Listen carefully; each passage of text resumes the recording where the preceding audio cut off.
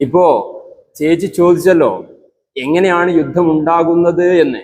യുദ്ധം ഉണ്ടാകുന്നതല്ല, യുദ്ധമുണ്ടാക്കുന്നതാണ്.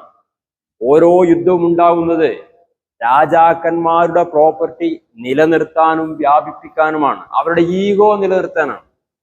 പക്ഷേ യുദ്ധം തുടങ്ങുമ്പോൾ ആദ്യം ഇല്ലാതെയാകുന്നത് സത്യമാണ്.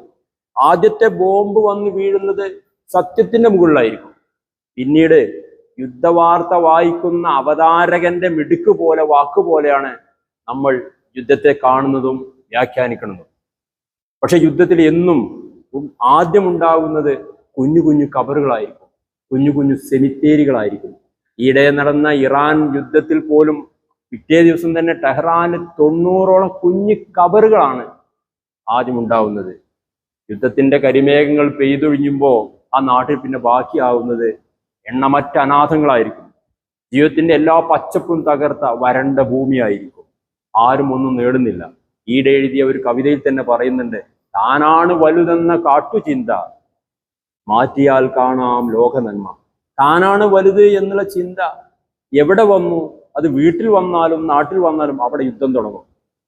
എല്ലാം എനിക്ക് വേണം, എനിക്ക് മാത്രം ആസ്വദിച്ചാൽ മതി, അനുഭവിച്ചാൽ മതി എന്ന് പറയുമ്പോൾ അവിടെ യുദ്ധം തുടങ്ങും. അവസാനം എല്ലാം കണ്ടുമടുത്ത് ഈ മനുഷ്യരക്തവും മാംസവും മൃതശരീരങ്ങളും തകർന്ന വീടും ഒക്കെ കണ്ടുമടുത്ത് യുദ്ധം അവസാനിക്കുമ്പോൾ സമാധാനത്തിന്റെ ഒലീവ് ചില്ല കയ്യിലേന്തി നേതാക്കന്മാർ പിരിഞ്ഞു പോകുമ്പോഴും അങ്ങകലെ ഏതോ ഒരു ഫർണസിൽ പഴുപ്പിച്ചെടുക്കുന്നുണ്ടാവും മൂർച്ചയേറിയ ആയുധങ്ങൾ. അത് മറ്റൊരു യുദ്ധത്തിന്റെ തുടക്കമായിരിക്കും.